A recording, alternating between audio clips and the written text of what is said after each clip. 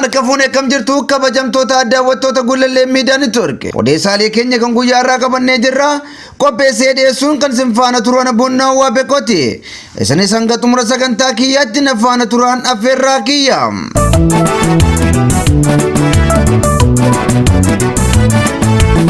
Waboon zoonii Kibbabaa aanaa Shaashimannee keessatti diina du'aa fi madoon adabuu miidiyaaleen dhaabbatichaa gabaasan.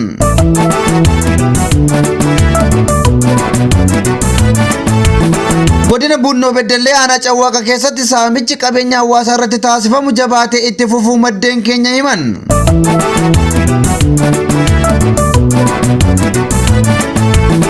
Itti aanaan pirezidaantii Chaayinaa afyaa'ii mana maree biyyoolessa Jibuutii waliin wal arganii jiru. Irra deebiin akkam jirtu kabajamtoota daawwattoota Gullallee Miidiyaa Neetwoork.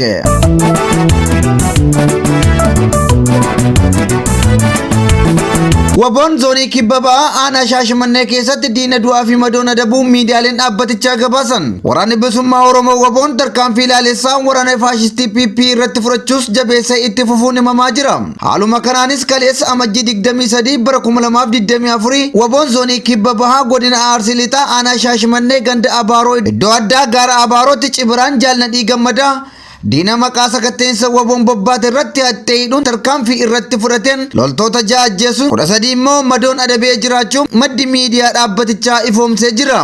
Waraansi mootummaa Itoophiyaa fi waraana bilisummaa Oromoo gidduutti adeemsifamaa jiru jabaachuun goleewwan Oromiyaa hunda keessatti namoonni nagaan gidduutti miidhamaa jiru. Waraansi kun godinaalee Wallagga Lixaa fi Wallagga Bahaa keessattis kan adeemsifame waggaa ta'u aleellaa cimaan loltoota mootummaa irratti raawwatamuu maddeen keenya nuuf ibsanii jiru.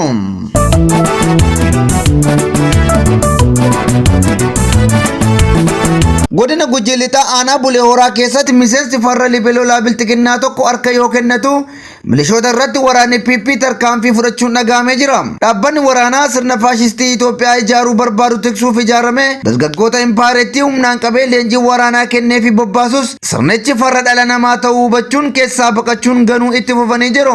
Haaluma kanaan godina Gujii Lixaa aanaa Bulee Horaa ganda Rooppii keessatti miseensi farra Libeelolaa Bilxiginnaa qawwee fi hidhannoo isaa guutuu waliin sirnicha ganuun waraana bilisummaa Oromootti harka kennachuu maddeen keenya himanii jiru. Miseensi farra Libeelolaa kun akka jedhetti waraanni sirnichaa Oromoo ta'uu keenya qofaaf farreen Itoophiyummaa leellisanii fi fiinxaleeyyoota Amaaraan mirgi keenya cabuu irra darbee ajjeefamaa turres jedhee jira. Ganda Rooppii magaalaa kana keessatti torbee darbe keessa milishoota lama irratti loltoonni Abiyyi Ahimad dhukaasuun nama tokko kan ajjeesan hoggaa ta'u hidhataa biraan madeessuun hospitaala hawaasaatti yaalamaa jiras jedhee jira. Loltoonni mootummaa Itoophiyaa uummata Oromoo nagaa irratti dhukaasa banuunaan lubbuu namoota nagaa hedduu kan balleessan hoggaa ta'u akkasumas milishoota quuqama sabaa qaban irratti dhukaasuun hedduu isaanii ajjeesaa fi madeessaa jiraachuus gabaasaa turuun keenya ni yaadatama.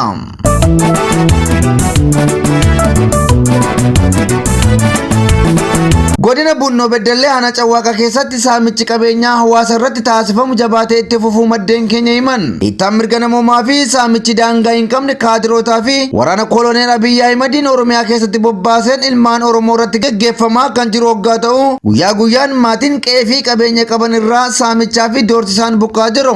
Haaluma kanaan amajjii 22 bara 2024 godina Bunnoo Beddellee aanaa Cawwaaqa ganda Burqaa Barakaa jedhamu keessa milishoonni ajaja badii fudhatanii magaalaa Cawwaaqa qaatti bobbaan haadha tokko irratti reebicha kan geggeessan hoggaa ta'u birraa saamii nama jedhamu irratti immoo saamicha raawwachuu maddeen keenya himanii jiru.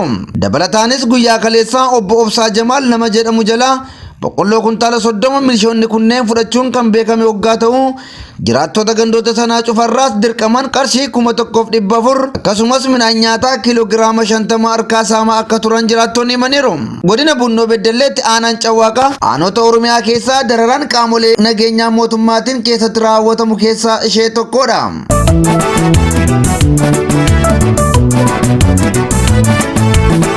Itti aanaan pirezidaantii Chaayinaa afyaa'ii mana maree biyyaalessa Jibuutii waliin mari'atanii jiru. Itti aanaan pirezidaantii Chaayinaa Han Zheyaag kibxata kaleessaa afyaa'ii mana maree biyyaalessa Jibuutii Dileetaa Muhammad Dileetaa waliin Beejingitti wal arganii jiru. Barri kun Chaayinaa fi Jibuutii gidduutti hariiroon dippiloomaasii erga hundeeffamee waggaa 45ffaa kan ta'e yoo ta'u hooggantoonni biyyoota lamaanii hariiroo biyyoota isaanii guddisuu irratti waliigaltee barbaachisaa ta'e irra ga'aniirus jedhamee jira. Chaayinaan Jibuutii waliin ta'uun quunnamtii tarsiimoo fi qindoomina idil addunyaa cimsuu tumsa qabatamaan gadi fageessuu waljijjiirraa uummataas guddisuuf fedhii qabdi jechuun Han Zheyaag ibsanii jiru. Chaayinaan karoora misoomaa mul'ata Jibuutii 2035 jedhu milkeessuuf Jibuutiin ni deeggarti. Tarkaanfiiwwan gurguddoo 8 tumsa qulqullina olaanaa qabu deeggaruuf fudhataman irratti hundaa'uun Chaayinaan Jibuutii waliin ta'uun tumsa dameewwan akka investimentii, faayinaansii fi ijaarsa bu'uuraalee misoomaa guddisuuf tumsa tarsiimoo fuulduratti dhiibuu fi sadarkaa olaanaan ijaaruu ni hojjetti jechuun egeree hawaasa Chaayinaa fi Afrikaa waliin qaban irratti hoggaa dubbatan ibsanii jiru. Jibuutiin hariiroo Chaayinaa waliin qabduuf tumsi dhaabbilee Chaayinaa waliin taasifamu guddina dinagdee Jibuutiif gumaacheera jechuun afyaa'in mana maree Jibuutii dileetaan dubbatanii jiru.